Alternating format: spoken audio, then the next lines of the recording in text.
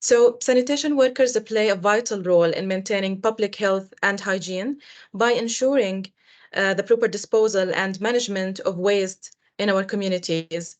However, their essential work often goes unnoticed and undervalued, and many sanitation workers face challenging and hazardous working conditions.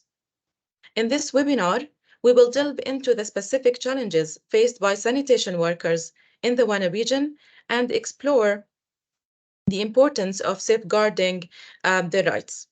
We will examine the issues related to occupational health and safety, fair wages, access to social protection, and opportunities for professional development and upward mobility.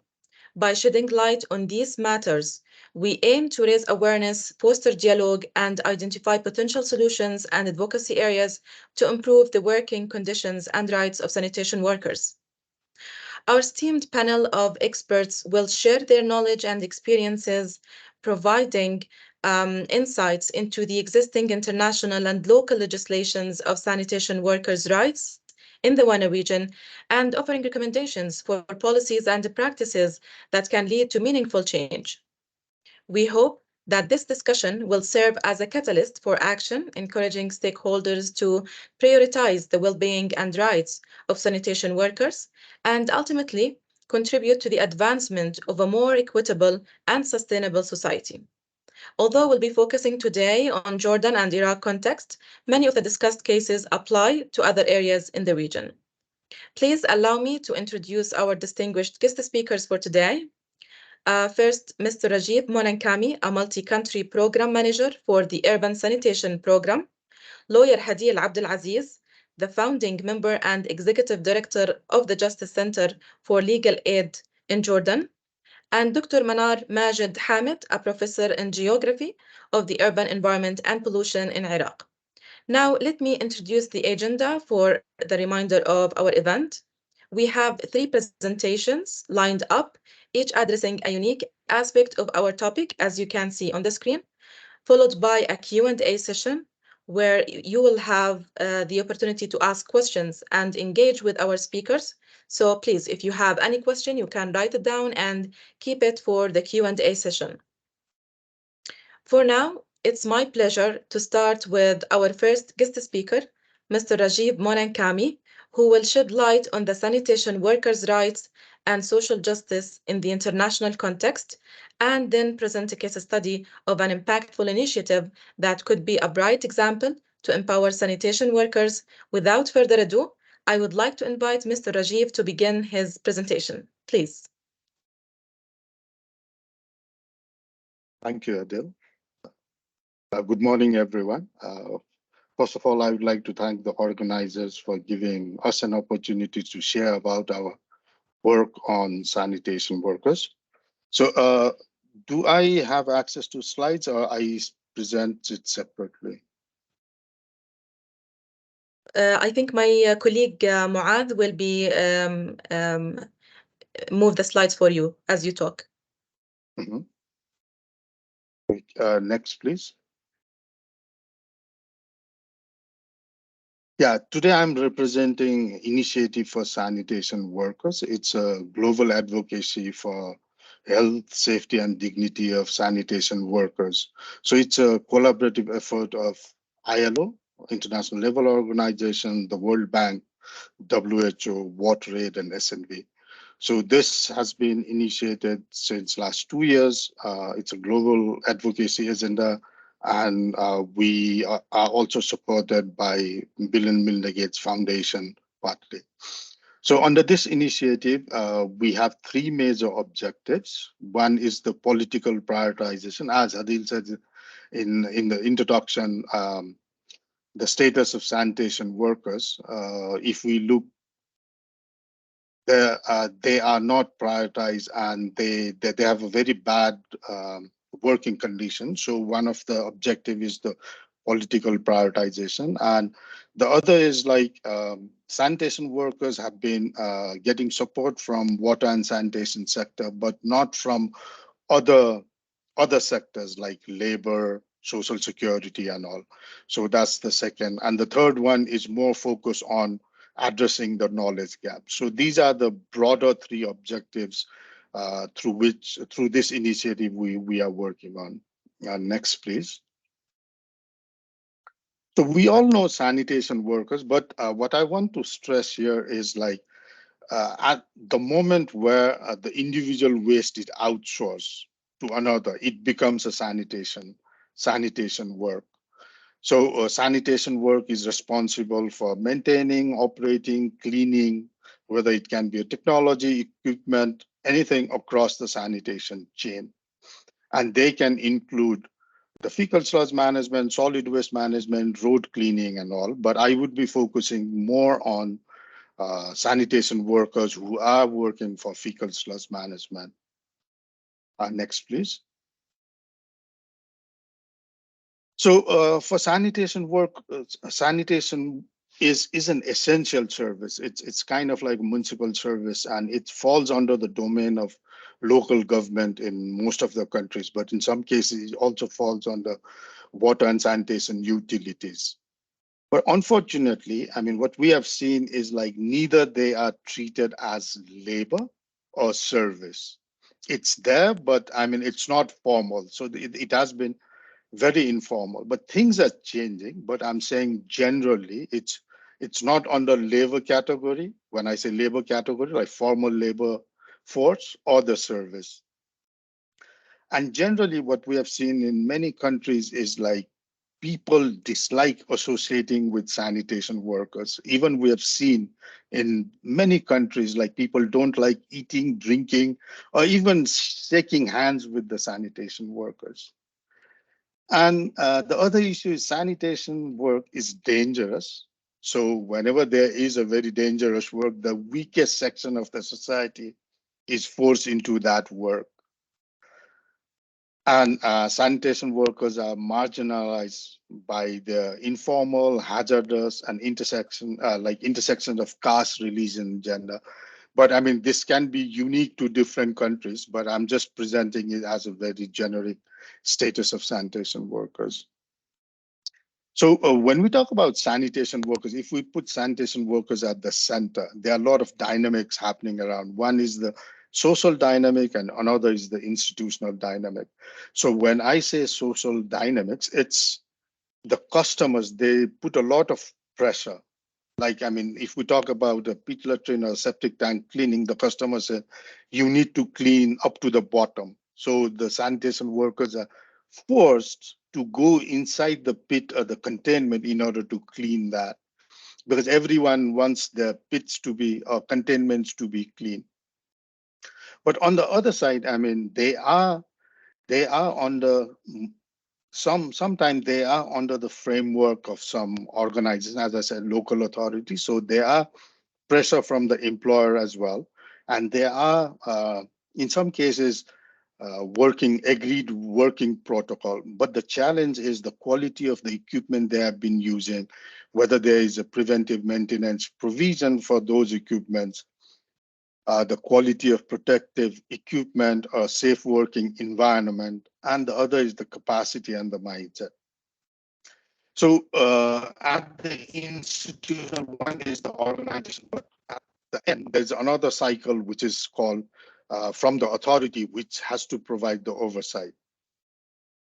So recently, just last June, almost a year ago, on the 110th session of ILO, there's a resolution passed, which ensures a safe and healthy working environment as a fundamental principle and right at work.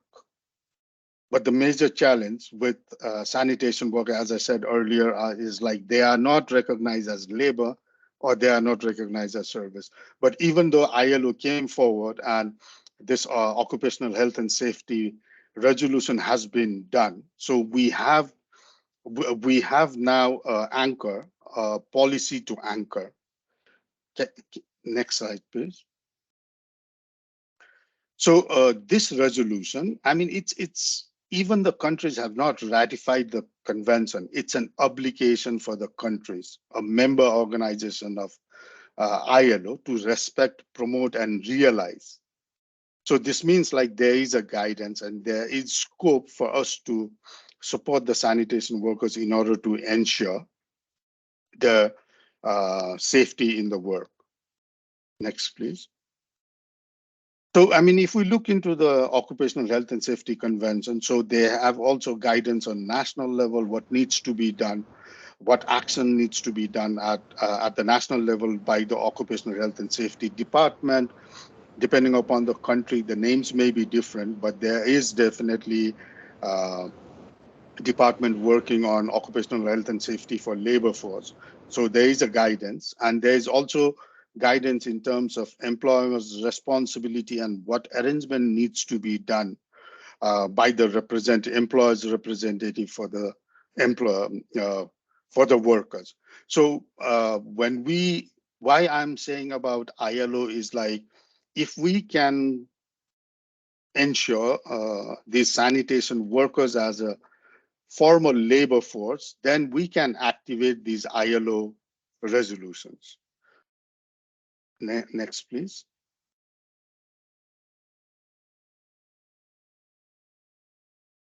Now, I mean, when we focus on sanitation workers, it's not when we look into the field, like who empties the containment. Based on our experience in 20 cities in 5 countries, we have seen like even the household owners, they themselves empty.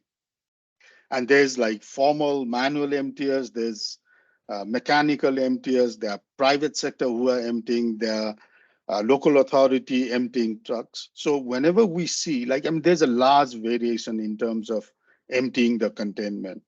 So I think we should consider all these whenever we develop our guidance and regulation. But with time, can you go back, please? But with time, we have seen there's a reduction in manual emptying and increase in mechanical emptying, and also reduction in number of people going inside the pit in order to increase with innovation of different technology. But there's also a kind of myth that whenever there is a mechanical emptying, it becomes more safe. But our study shows that irrespective of whether it's mechanical or manual or private or public, the occupational health and safety issue, it's still there for irrespective of who is the service provider. Can we go to the next slide, please? So, I mean, now everyone realized the worst working condition for sanitation workers, and the first action everyone talks about is distributing of PPE.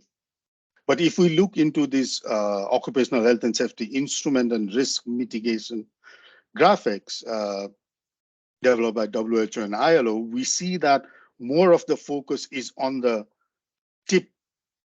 Means, I mean, it has very less impact. So more focus is on, like, I mean, let's train the sanitation workers.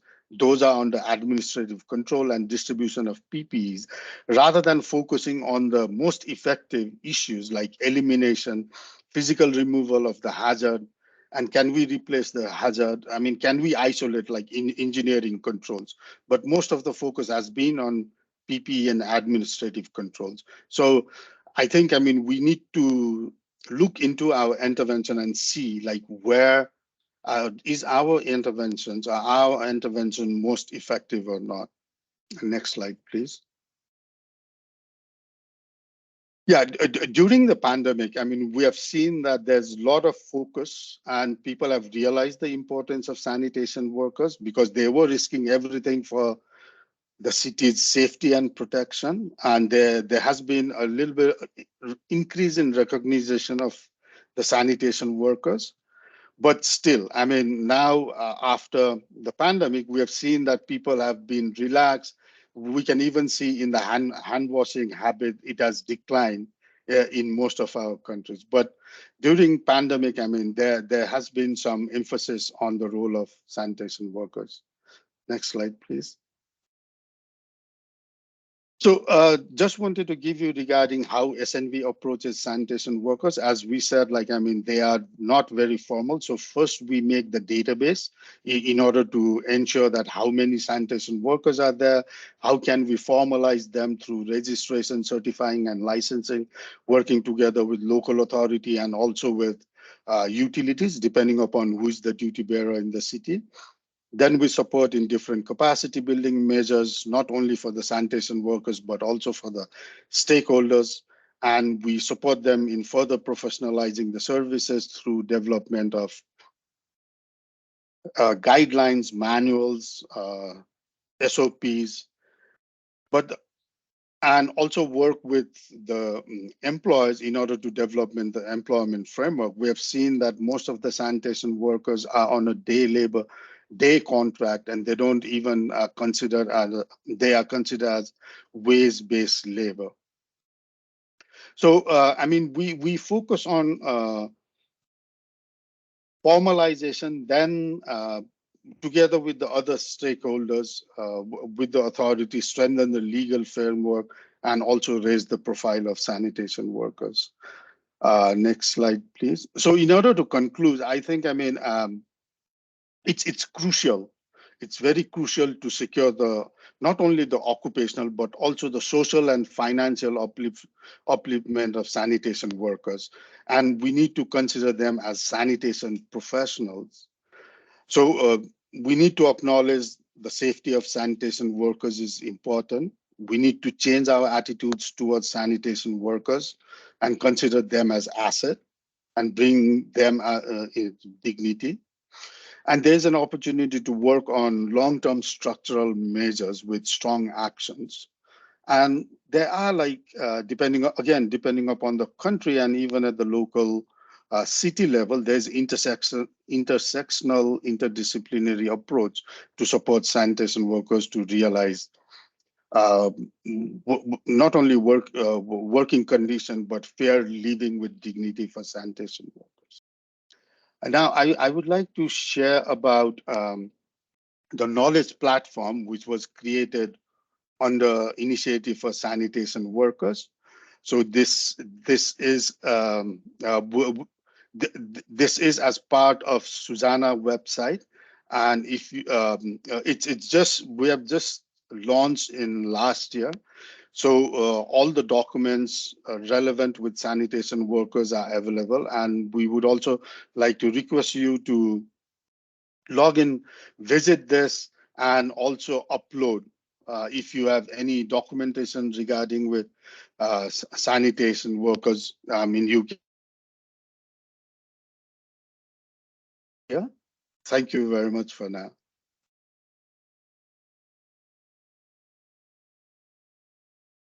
Thank you very much for the nice presentation, Mr. Rajeev.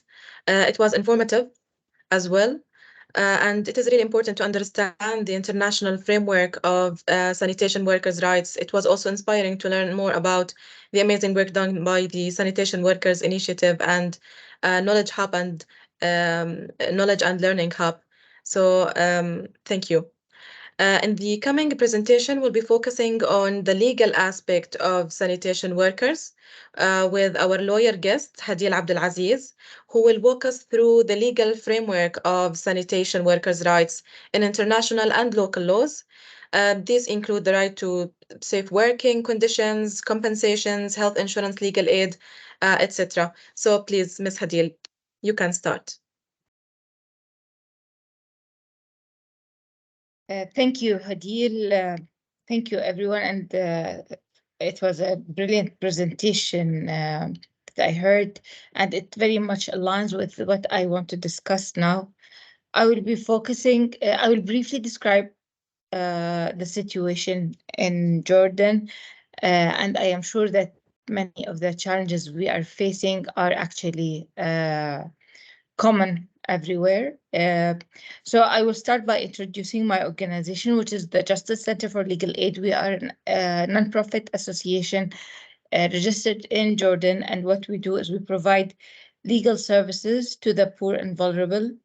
And because in Jordan, only in very limited cases you get a court-appointed lawyer, which means that the vast majority of the poor and vulnerable persons will not be able to access justice and will not be granted right to defense in case they are involved in a criminal procedure. And this is why our services are very important. We operate a national network of legal clinics.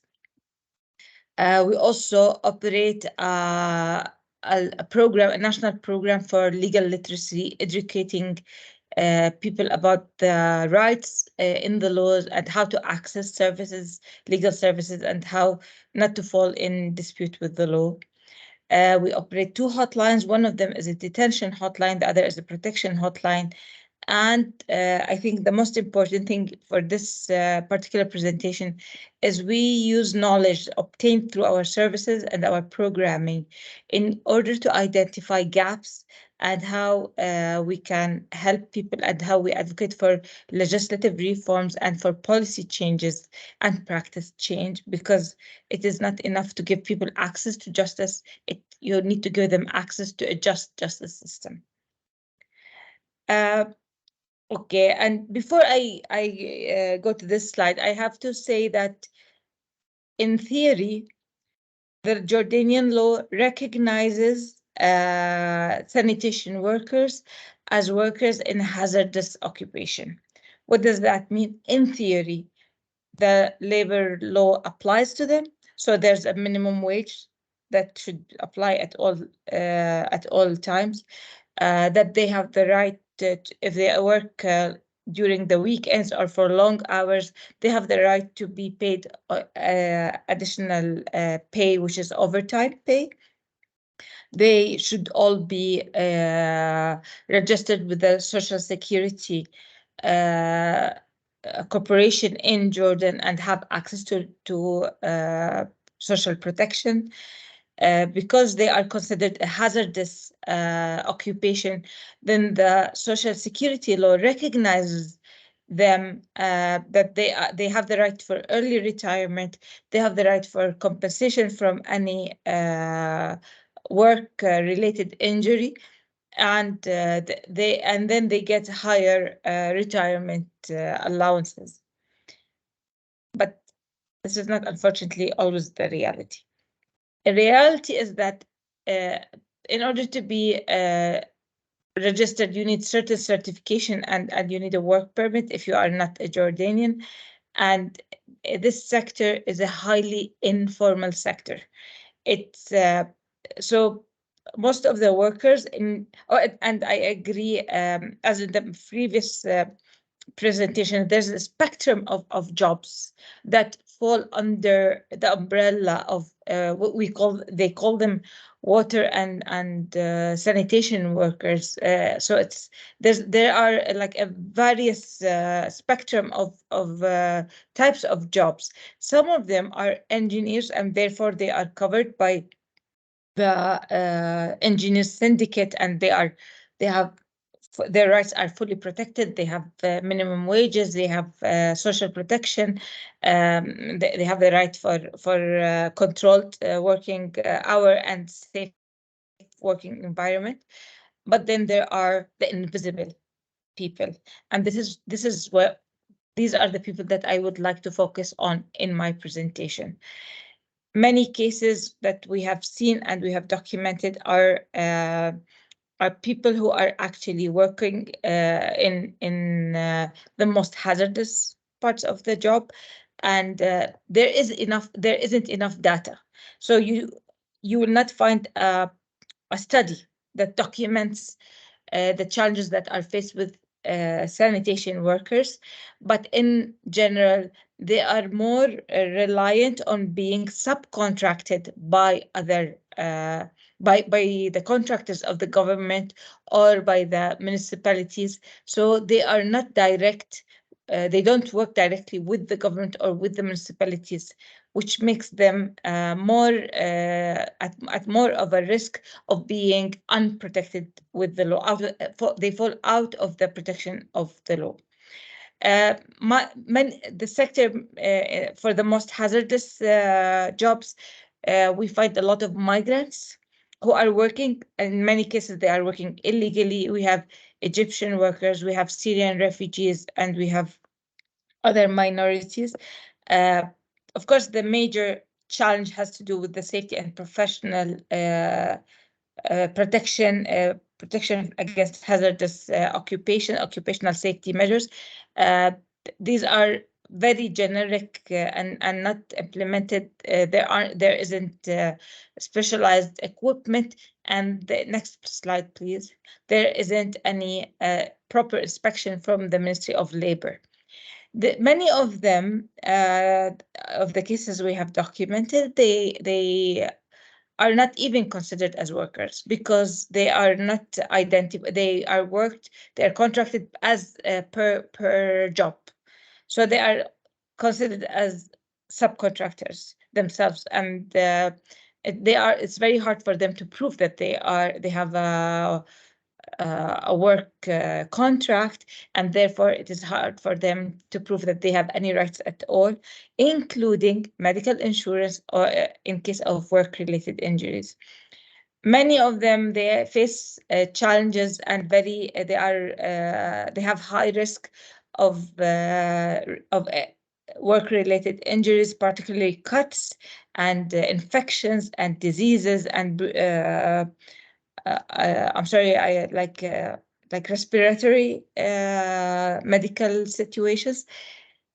If they are workers who are working illegally, if they don't have work permits or proper work permits, they don't even get to go to the hospitals. Many of them choose to go to pharmacies to obtain medical like medicine, and it's never covered by the employer. There are more than one type of workers of jobs. So there are certain jobs that are very high risk, and usually the pay for them are good. They have high pay relatively, but no protection whatsoever. The other less hazardous jobs, they have very low pay, and in this type of jobs, many times the job is required to happen during national holidays or weekends, and there's no overtime compensation.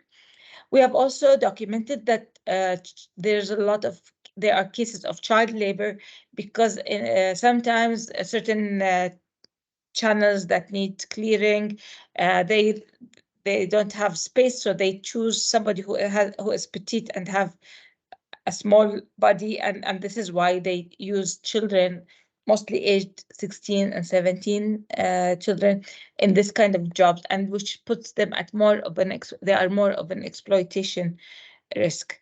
Of course, also in Jordan, there is a social stigma against those workers, and that in itself is more of a reason for many that just pretend these people do not exist.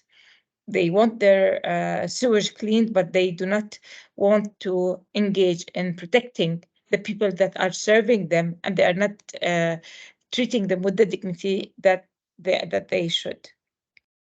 Needless to say that because they are so excluded, and because most of them would not understand, they don't understand the law, they don't know their rights, they do not know how to access their rights and the protection services that are available. And many of them, they don't even dare go to court because particularly if they are migrants, and then that will put them at risk of deportation. And the laws, particularly for Egyptians, sometimes even if they want to change employer, they find challenges because they will need permission to leave the country from their own employers, and that puts them at an even greater risk. Next slide, please. So what do we do, and where do we go from there? Like, initially, we need to document all of this. It can't just be my observations or my team observation on what they have identified when working in the field, because like any Ministry of Labor official that's viewing this presentation right now will tell you that no, we are doing everything we can. We have inspection procedures in place, and they do on paper. And under the law, of course, they are obligated to do that. But in the end, what does the reality of the people say? We have a very unique problem with right to association and union subscription in Jordan, because our laws, they require that.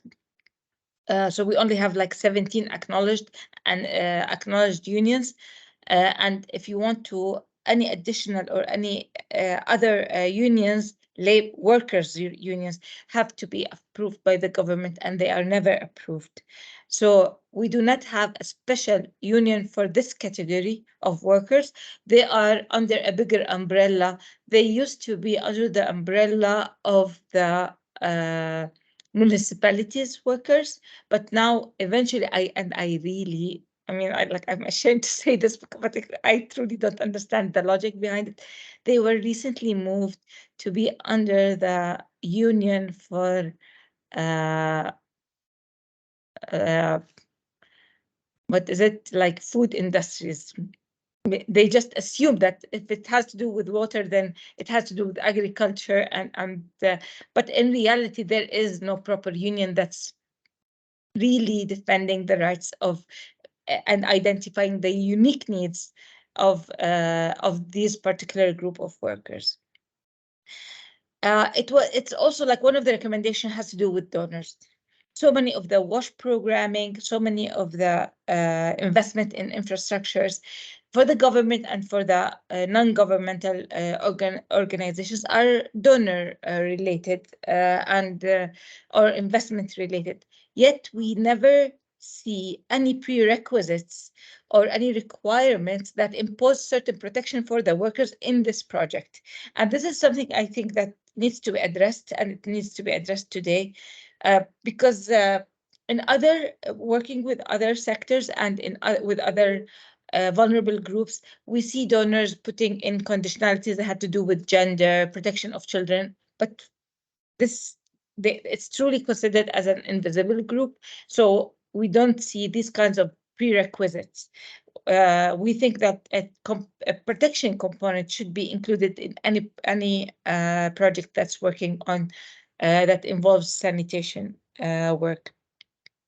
Of course, the recommendation is to ensure that these people have access to justice and know their rights and are able to protect practice those rights through the support of legal aid, because like in Jordan, and I am sure that this is problematic in many countries, but like in Jordan, the problem is aggravated because the court will only appoint a lawyer in criminal cases that are punishable by 10 years and above.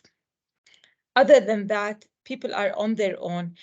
And not only that, it is a prerequisite. It's mandatory to have a lawyer if you have a civil case that's valued over 1,000 JDs.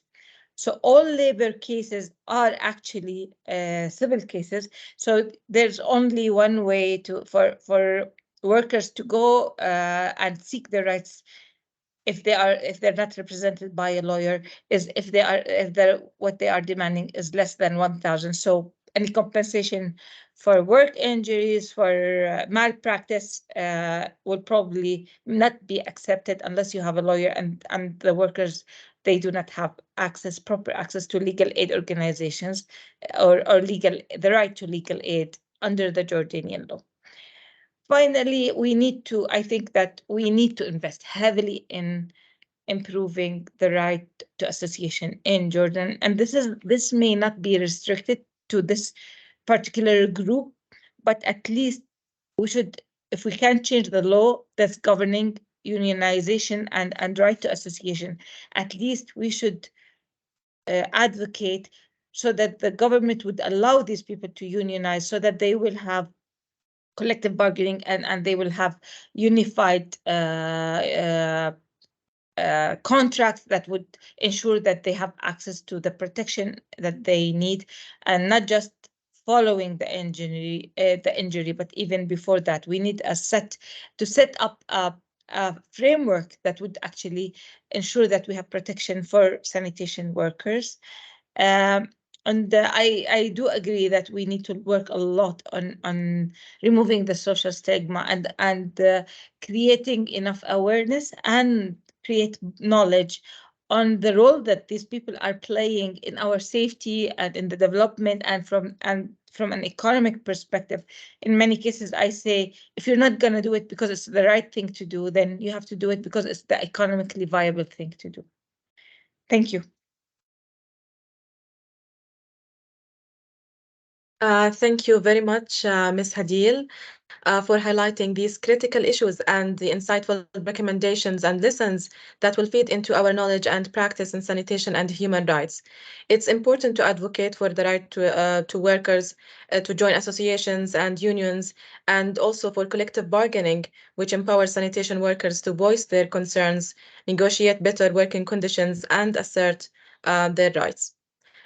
Now we'll be moving to the final session that takes sanitation workers' conditions in Iraq as a case study, through which Dr. Manar Hamid will present Iraqi prominent legislations that protect sanitation workers, and then we'll explore the sanitation workers' working conditions in Iraq with a focus on the environmental and social hazards and safety protocols. Dr. Manar is going to talk in Arabic, but you can follow up with a presentation that is provided in English, so both Arabic and English speakers can enjoy this session. And if you have any question in any language, be sure that we will be answering in both languages. Please, Dr. Manar, the floor is yours.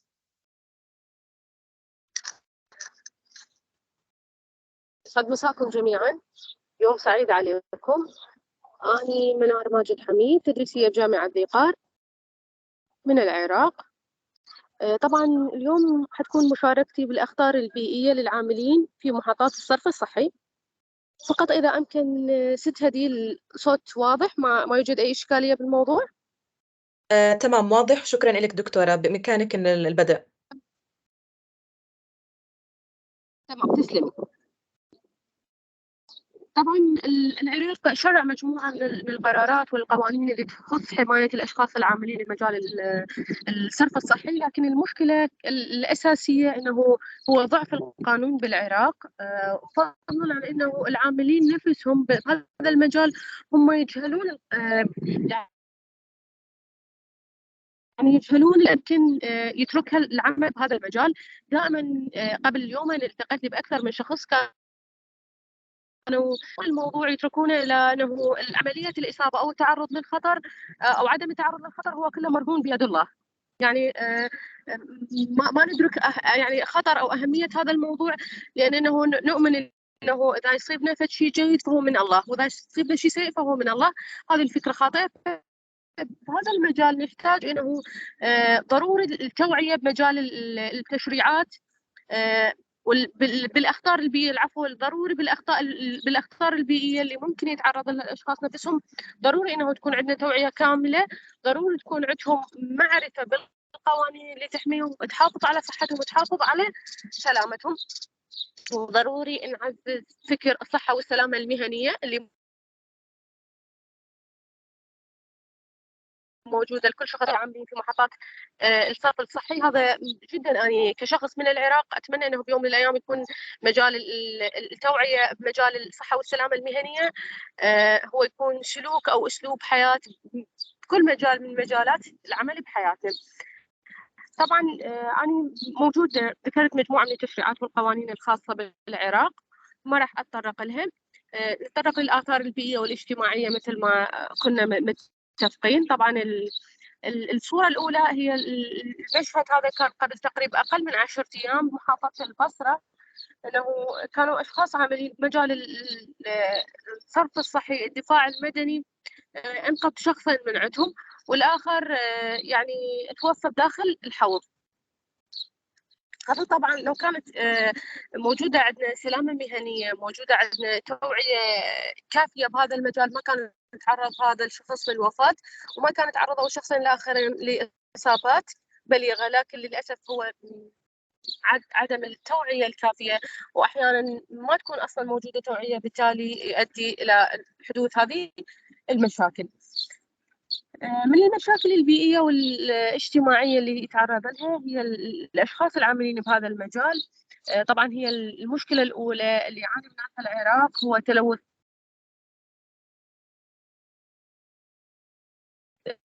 تلوث البيئة.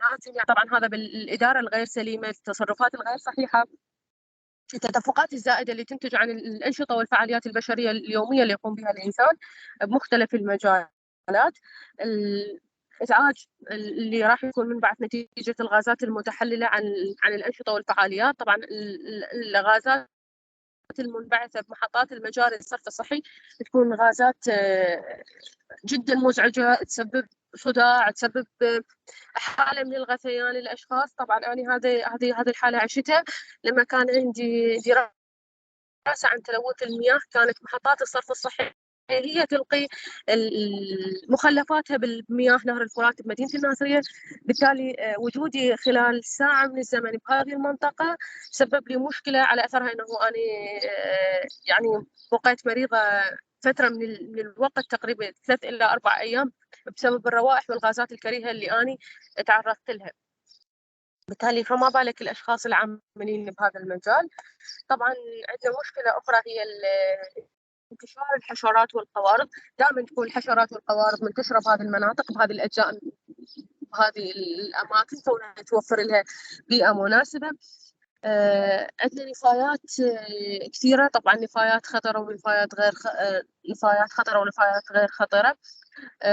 طبعا بعض الأحيان نفايات غير سليمة، وهذه بالتالي تترك آثارها، وآثارها تكون سلبية نتيجة تحللها. نحتاج بهذه الحالة أنه إجراءات لازم تكون بهذه الحالة، لازم ننفذ بروتوكولات مناسبة للحفاظ على الأشخاص العاملين بالمجال بهذا المجال. خطة للطوارئ خاصة بالموقع.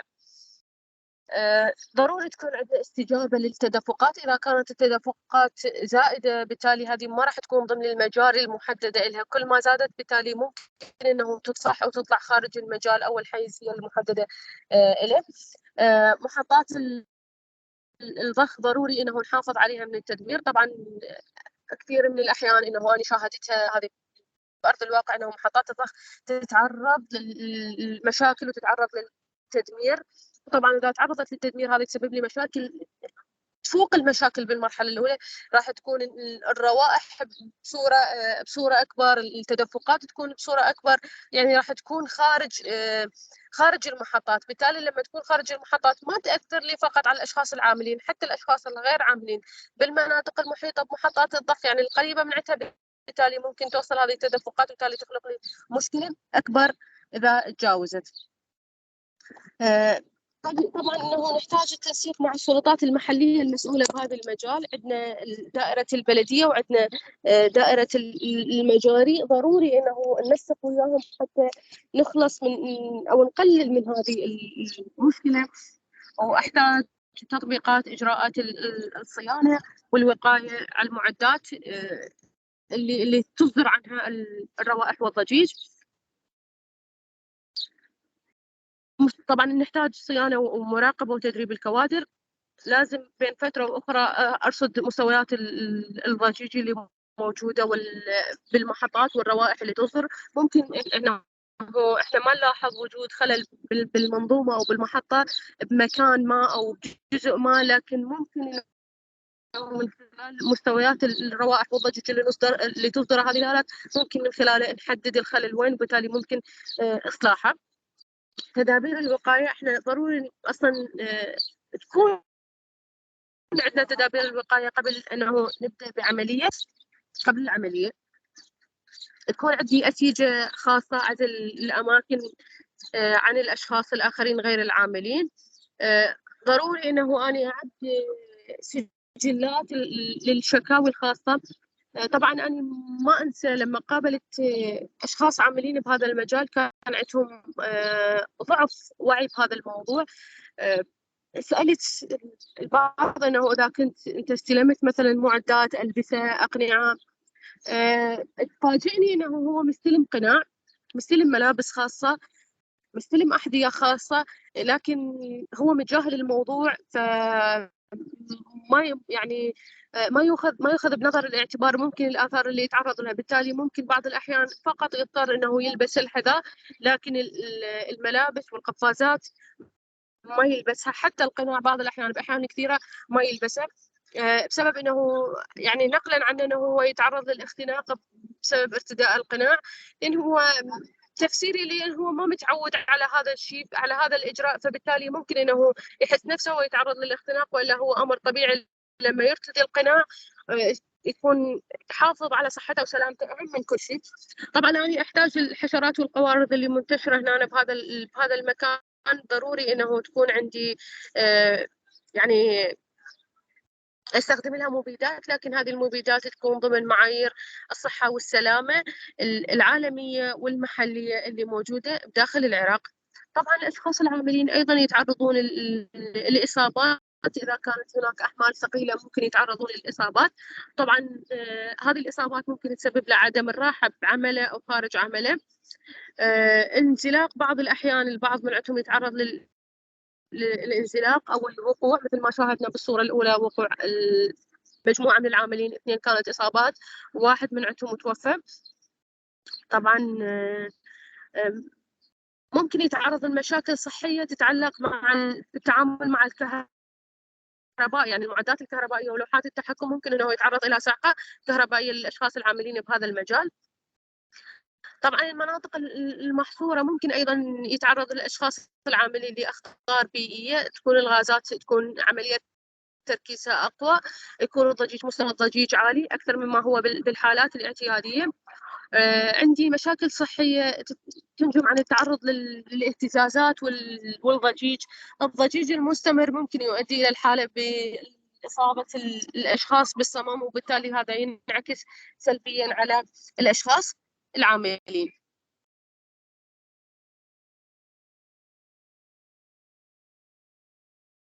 هذه أنا أحتاج هنا إلى مجموعة من الإجراءات. لازم تكون العاملين مدربين على أوزان اللي مسموح بها للتعامل معها. الأثقال اللي ممكن يتعرض لها العاملين، الأثقال اللي ممكن تحمل يدويا أو ما تحمل يدويا، ممكن أحدد كمية الأثقال اللي ممكن تحمل يدويا، بالتالي حتى ما أعرض العامل للإجهاد أو تعرض للانزلاقات مثل ما ذكرنا مسبقا. ضروري تتوفر له أدوات ومعدات لازمة، وتكون هذه المعدات قريبة من عنده حتى ما يضطر أنه عملية حملها ونقلها من مكان إلى آخر. ضروري تكون عندي التعليمات الإدارية، ضروري أقيد من خلال المراقبة، من خلال تنفيذ توصيات الصحة والسلامة. هذا جدا مهم وجدا ضروري حتى تكون عملية المراقبة واضحة. في الموقع ضروري إنه المواقع تتنظف بعد عمليات الإنشاء، بعد عملية الاستمرار بالعمل، عمليات الصيانة ضروري هذه تتعرض للتنظيف المستمر. أحتاج إرشادات دالة على الأسلاك الكهربائية والمفاتيح اللي موجودة، لأن هذه تعرض للمشاكل، هذا خصوص الصحة والسلامة المهنية. ضروري إنه الأسلاك وآلية العمل وتكون عملية تعاون، والمفاتيح مستخدمة عند الشخص العامل فقط، ما تكون بطريقة عشوائية وغير منتظمة. ضروري إنه تكون الأحذية الخاصة بالانزلاق الأشخاص العاملين تمنع الانزلاق الضروري.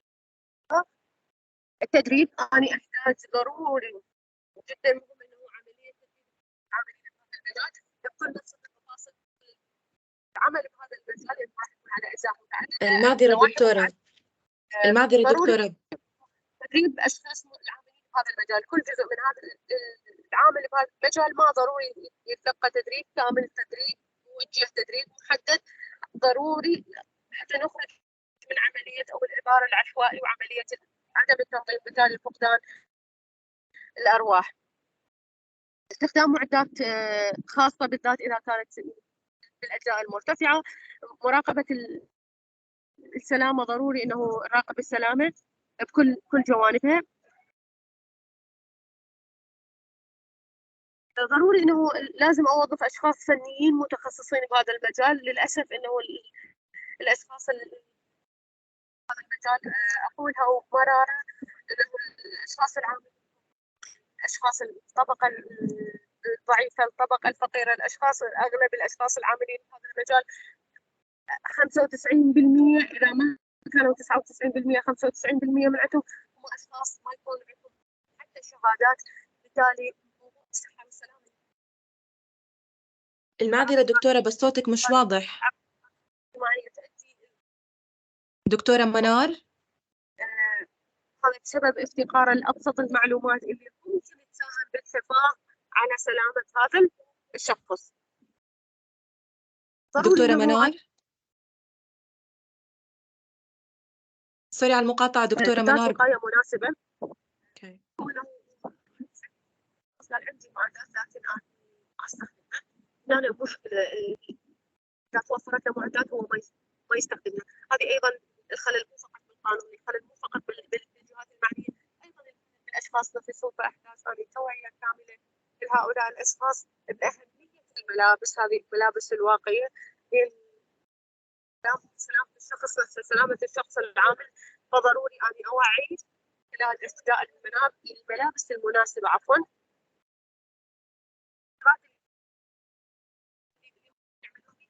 ما تكون فترات طويلة، تعرضهم للغازات السامة، تعرضهم للروائح الكريهة، تعرضهم للأصوات، محطات الصدر، محطات الضغط، ممكن أنه ينعكس.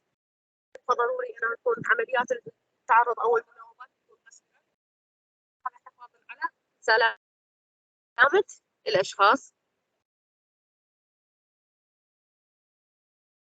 أعتذر صار هسه لازم تكون عندي غرف التحكم.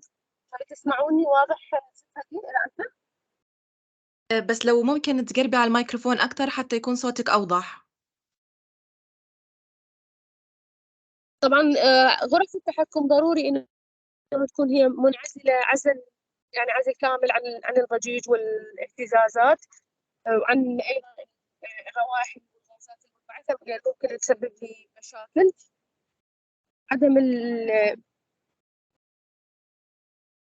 ضروري انه تكون عندي احتفاظ بسجلات للاهتزازات او الضجيج، حتى من خلالها ممكن اعرف مستويات اللي ممكن يتعرض لها هؤلاء الاشخاص العاملين، فضلا عن انه هذه السجلات إذا حددت لي المستويات أعلى من المستويات المسموحة بها بالعمل، ممكن أقلل من هذه المستويات، بالتالي حفاظا على صحة الأشخاص العاملين بهذا المجال. شكرا لحسن استماعكم. تمام، أشكرك دكتورة. أشكرك دكتورة، أبدعتي، يعطيكي ألف عافية. شكرا جزيلا للفقرة المهمة حقيقة اللي قدمتيها، فيها معلومات أكيد عملية وأكيد رح تفيدنا بالمشاريع اللي نشتغل عليها. Thank you, Dr. Manar. It was an important discussion to analyze our local context, starting with our legislative system to monitor any gaps and areas for improvement. In addition, you truly widened our understanding of the challenges and hazards that sanitation workers, especially environmental hazards, that sanitation workers face during their work. Understanding these challenges will enable us for sure to better identify practical solutions and suitable protocols for the workers. I would like to extend my sincerest thanks to our three guest speakers, Mr. Rajeev, Ms. Hadeel, and Ms. Manar, for delivering such insightful and informative presentations on sanitation workers' rights and social justice in the WANA region. Your extensive knowledge and experience in your respective fields have truly enriched our understanding of the complex issues and challenges in the social justice and sanitation sector. Now it's time for the Q&A session. So you have the opportunity to ask our speakers any questions you may have about the three presentations. So please, if you have any question, raise your hand.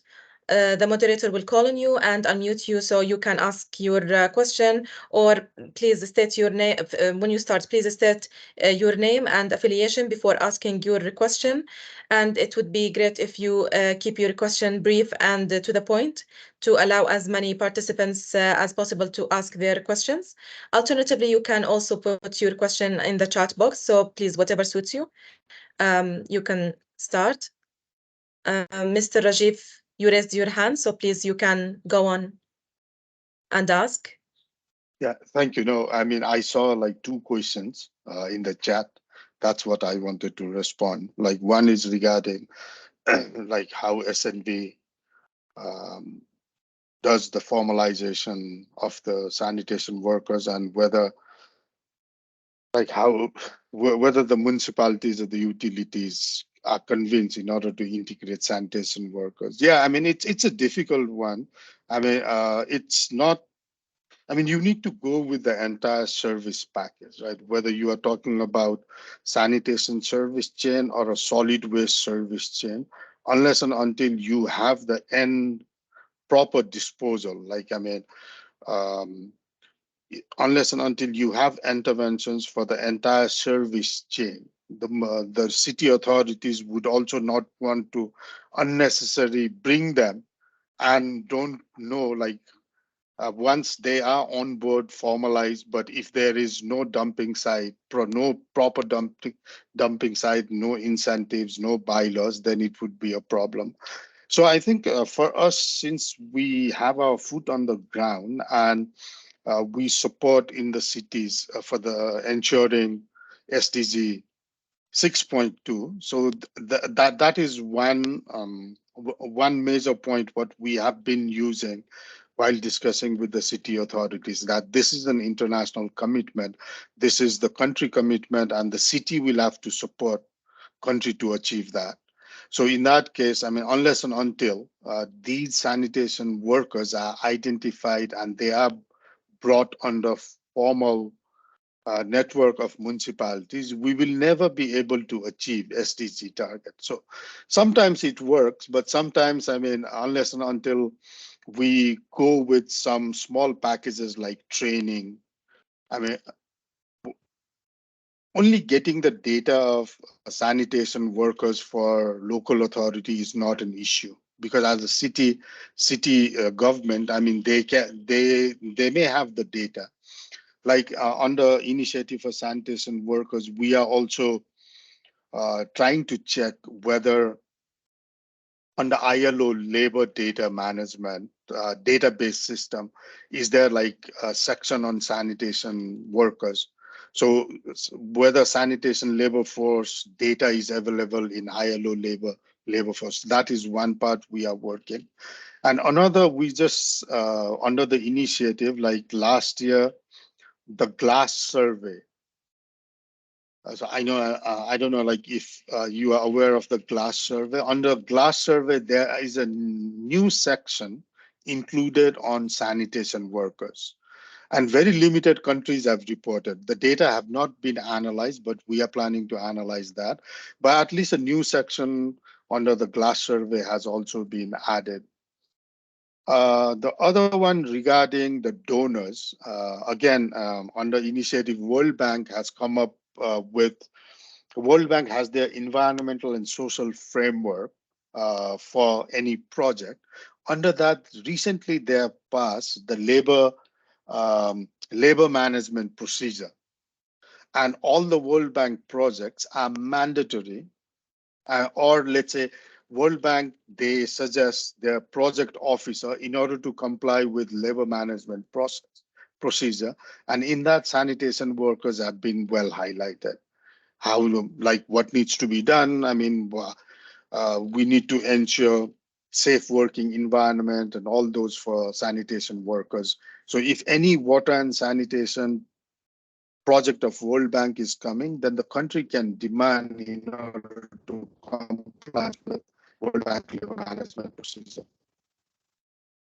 I will stop. I see another question as well, like in terms of which process, what was it? A general question model. Do you want me to take that? It's a fecal sludge management. Which model is suitable, or I can pick that later? Yeah, I thought maybe this is a more technical question. Maybe we can keep it to the last question of the list to answer the other more related questions. And it's really very interesting thinking about the formalization of the sanitation workers' rights and conditions. It's really a struggle how we can make their rights covered by the umbrella of the law. And I'm happy here to mention the role of the municipalities, because they have very critical, the local government, very critical role on the ground. So maybe, I don't know, Ms. Hadeel, maybe you would like to comment on this? Please. Yes, thank you, Hadeel. I want to take this into the Jordanian context, but I am sure it can be adapted to different contexts. So many times that we see that our government does not invest in proper implementation of the laws. So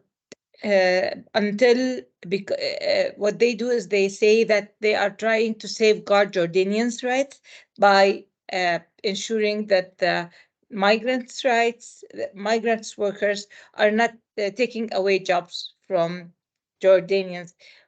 And we have seen this in multiple sectors. Every single time there is a sector that's predominantly, or certain jobs that are very much controlled, or like predominantly they are being implemented by migrants, we see lower and weaker protections.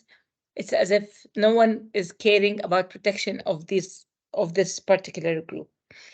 So what happens is, in reality, we have been working for a couple of years today, and we have been telling the government that once you start ignoring a sector and not enforcing the laws and regulations properly, what happens is it becomes more and more, there becomes more and more exploitation, that it definitely in the end, this is a sector where the locals will not want to be engaged. So it's actually like a counterproductive policy to ignore migrants' rights. And the best policy for that is to have a safe and proper working environment for everybody, and that would elevate the sectors, and therefore will be better and more. There will be more job creation for Jordanians. That is one of the policies or the angles or the strategies that we have been using in our dialogue with the government of Jordan. But I want to go back to the issue of donors' requirements. The problem with these contracts is, in many cases, it's about checklists, meeting checklists, enforcing, like, I don't know, issuing regulations, creating guidelines, printing out a manual, training, I don't know how many people on what. This is how protection is considered, and this is how donors, whether World Bank or other donors, are looking at enforcing a protection component into the. Sorry, but you are muted. Sorry, I muted myself by mistake. So this is why we need to change the perspective into making it a reality, like from the grassroots up.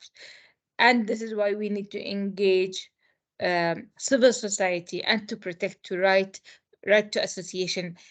And the Ministry of Labor in Jordan does not have enough resources, does not have the required resources and procedures in order to inspect on these kinds of safety prerequisites and hazard control prerequisites. They have the law, they have the regulations, but they don't have the tools to enforce it. Unless we start allowing the workers to have their own voice in coming together, identifying problems, because if you had a union for this particular group of workers, then they would be the voice of the workers in identifying and reporting cases of mistreatment or of lack of safety and professional safety requirements that are being implemented. You don't need to until somebody dies before you have an investigation. So this is what we're saying, is that bring back the tools and use the international practices and international obligations of Jordan in order to ensure this has to become a liability. Because right now, the only way Jordan is looking at it is through looking at what kind of investments they have to make. So unless we start making sure that they realize that they are infringing and they are breaching their international obligations, and the donors are actually also engaged in this dialogue, until then, we will continue to maintain the status quo. Thank you. Very well. Thank you very much, Ms. Hadeel. It seems like we have another question from Hashim Salamat. I think he's asking about the survey that Mr. Rajeev mentioned before. Did the survey includes the workers in the public sector? Wastewater treatment plants were included.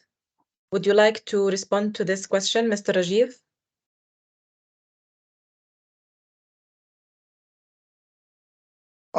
Did the survey include workers in public sector? Yeah, I think, I mean, in the GLASS survey, yes. But I mean, the provision is there, but I don't have the exact data, how many countries have reported. But the provision was there for both like sanitation workers on wastewater treatment plant, fecal sludge treatment plant and all. Very well, thank you. Yeah, but coming back to the importance of unionization, like, I mean, if we look into the ILO resolution, which is recently passed, right? So, I mean, it gives us an opportunity, but now I can bring in some Asia experience. I think that would also be interesting to share. Like, even there is this resolution passed in most of the countries, they are not considered as formal labor force.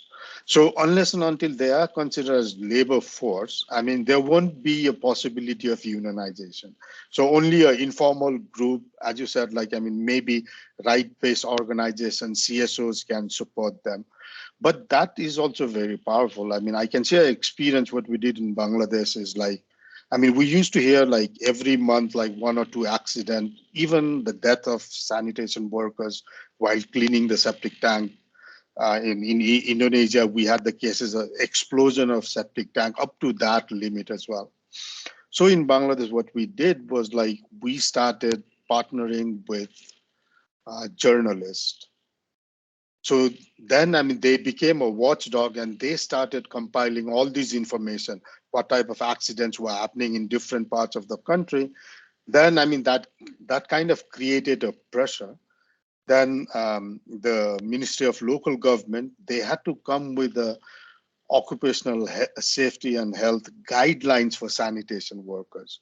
So that way, through a small step, now through ILO, I mean, we are trying to convince government. It's not only government, but the workers' union, the employers' union should also recognize sanitation workers as one of the labor force.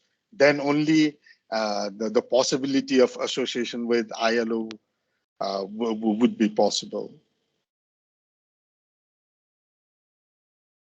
Very well, thank you, Mr. Rajeev, for the answer.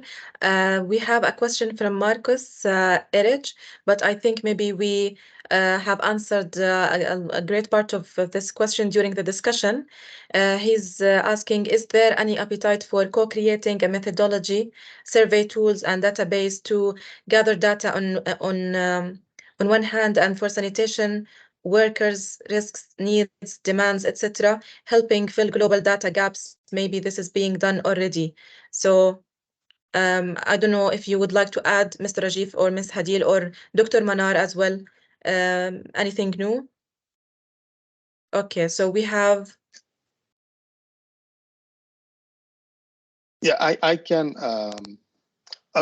From the initiative for sanitation workers, during last year, we have identified, I mean, we have reached to different people in terms of identifying research topic, which would support in improving the sanitation workers' right. So with the WHO, certain research questions have been identified, and now we are trying to bring in different researchers in order to answer those hypotheses. But yeah, in terms of, there are a couple of surveys which are already done. Like, I mean, if you look into our this knowledge platform, there's one exercise which was done in order to identify what type of instruments are already there for occupational health and safety for sanitation workers.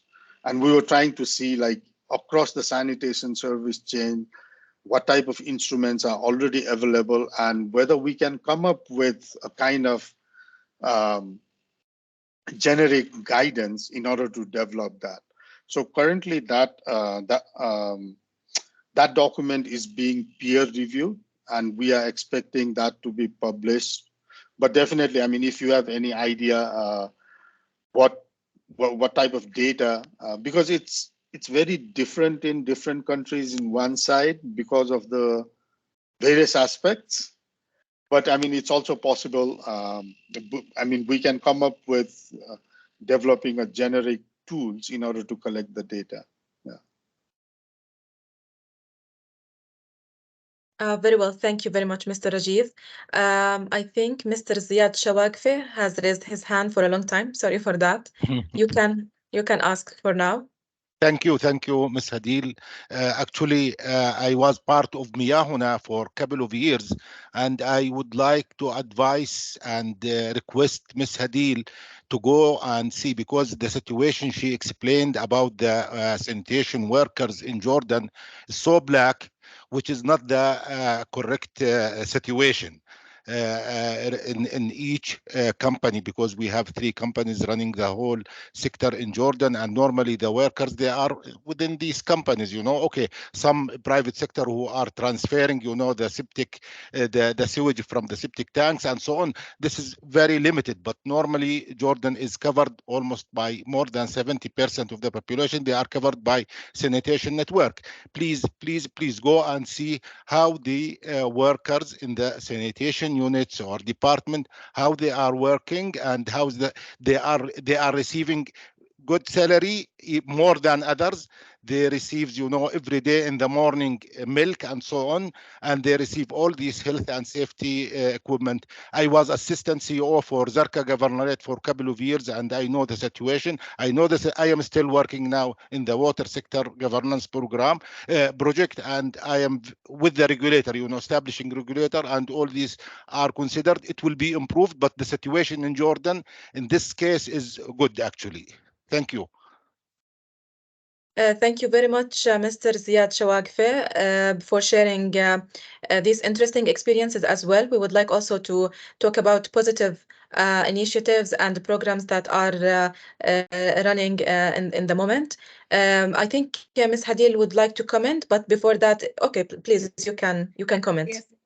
I want to stress out the following. I started my presentation by saying we have a spectrum of workers, and I am going to focus my presentation on the most marginalized and most that are working in the most hazardous situation.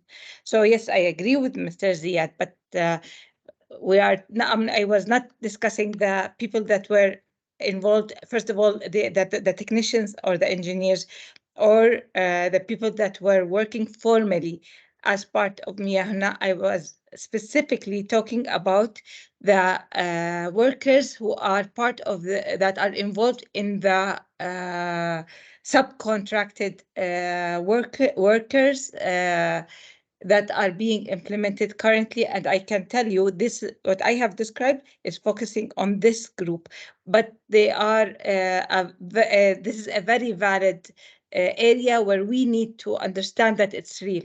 And this is not about me presenting a black or not a black. It's not being biased, but these are the people that we are trying to bring their voices into the picture. Thank you. Thank you, Ms. Hadeel, so much. Apologies, Mr. Fobosi. You've raised your hand for a long time, but I didn't want to cut the same concept until we finish it. So you can unmute yourself now and ask your question.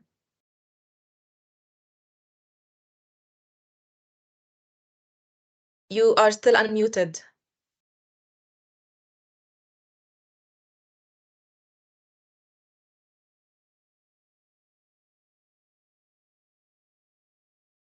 Sorry, I cannot hear you. Could you unmute your mic, please? Can you please, Mr. Fobosi, unmute yourself? Trying to unmute. Okay. Are you getting me now? Now we can hear you, yes. Okay, thank you very much. Yes, I'm really enjoying the theme of this conference. Now, I would like to know something. In fact, I would like to know if actions have been carried out or are about being carried out concerning the sensitization of employers in the field of environment sanitation. I insist on that fact since we can't talk about the rights of workers without highlighting the employers' behaviors. Thank you. Thank you very much. So, would you like Mr. Rajeev to answer this question about the environment sanitation? Yeah, as I said, like, I mean, ensuring safe public health environment and safe sanitation is the responsibility of local authority. So unless and until they take the lead, I mean, as a development partner, we won't be able to change much. So that's where, I mean, we have been focusing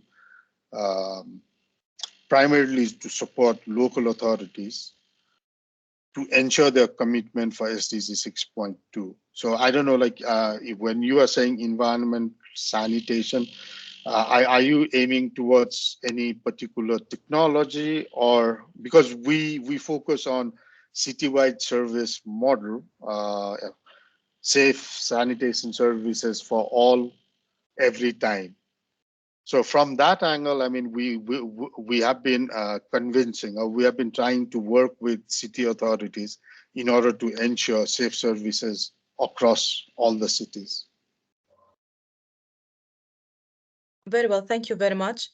I see that Alexandra put a comment here. In addition to partnering with journalists, have you explored the possibility to use influential personalities, which is a great idea, to become the ambassador of the cause and raise the profile of sanitation workers to a wider audience? So would you like to answer any one of our three guest speakers? I guess Mr. Rajeev also answered with the case in Bangladesh. You have organized annual Impeters Convention with different themes for last 5 years, where influential officials were involved. This is a very great example. If you would like to add more, elaborate, please. Yeah, so let's say that's Bangladesh example. Now I can give example of Tanzania as well, where, I mean, we have been working with group of manual MTS. So starting with, I mean, they were not officially recognized, but with the support from local authority. That's a city in Tanzania called Shinyanga, or small municipality. So we identified the manual workers, manual MTS. Then together with the city, we tried to formalize them. The city came forward. They started identifying them and provide training to them, and also give them a kind of license to operate within the municipality. So when there is this formalization, now there's expectation at both ends. So now these MTS have access to vaccination. The city is providing them vaccination if they come under their licensing. They provide certain tax rebates. So, I mean, once they are on the formalized process, they can get benefits to, again, I mean, if they can negotiate and as a collective bargaining with the city officials. So there are these type of examples. And in Tanzania, just to add in, with that small group of sanitation workers, now they have profiled themselves at the national level, and the ministry in Tanzania have come forward and say, we would like to replicate these formalization of sanitation workers in the other cities as well. It's a small step, but I mean, it has huge impact. Very well. Thank you also for sharing these bright stories that we could also benefit from. I have one last question if nobody else have any question. Okay. For Dr. Manar Hamid, because she talked about the environmental hazard that sanitation workers face in the context where she lives in Iraq. because of many environmental issues, for example, wasting solid waste and wastewater directly in Furat River without any proper treatment. And this has a strong connection with managing the environmental assets as well.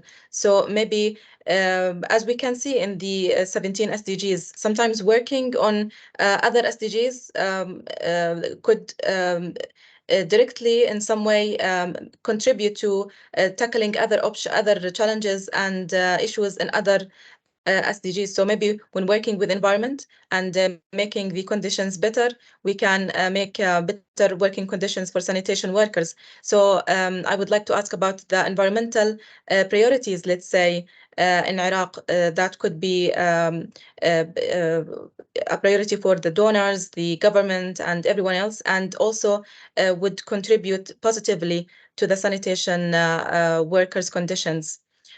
So دكتورة منار حامد، بس أنا حبيت أعرف الأولويات البيئية الحرجة اللي ممكن إحنا نعالجها بالعراق واللي راح تنعكس إيجاباً على صحة العاملين في قطاع الصرف الصحي. فممكن تحكي لنا عن هاي الأولويات البيئية؟ شكرا لحضرتك. طبعا من الأولويات البيئية هو الاهتمام بالمحطات الصرف الصحي ضروري. عندنا يعني محافظة ذي قار يوجد عندنا مجموعة من محطات الصرف الصحي لكن هي غير عاملة.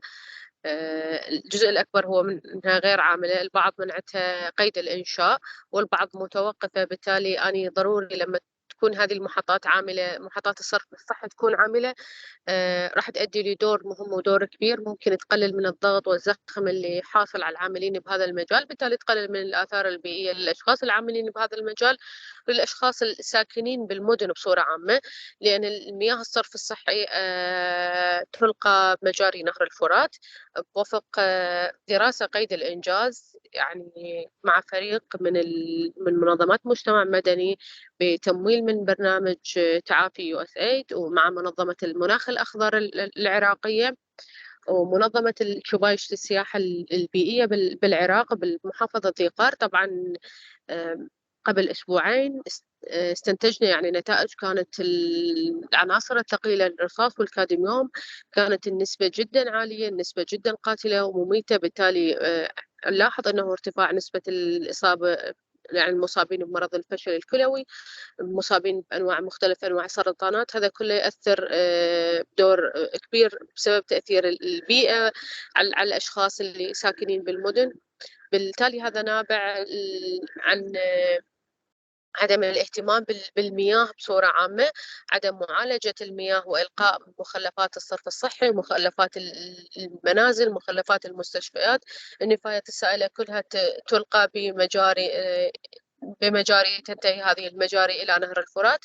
أيضا ليس فقط نهر الفرات، أيضا نهر دجلة يعاني من نفس المشاكل، لكن نهر الفرات تكون المشاكل بصورة أكبر لأن كمية المياه بنهر الفرات تكون يعني أقل بسبب عملية دخوله سوريا ووصول تدفقات وكمية المياه هي أقل مما موجود في دجلة، وعدم وجود روابط بداخل العراق هذا ينعكس بصورة سلبية على يعني على كمية المياه وعلى نوعيتها أيضا، ليس فقط على كميتها، على نوعيتها. بالتالي كمية المياه القليلة وكمية النفايات السائلة تكون أكبر حجما، بالتالي تكون كمية الملوثات أكبر، كمية الإصابات للأشخاص العاملين وغير العاملين تكون أكبر. هذا ينعكس بصورة سلبية.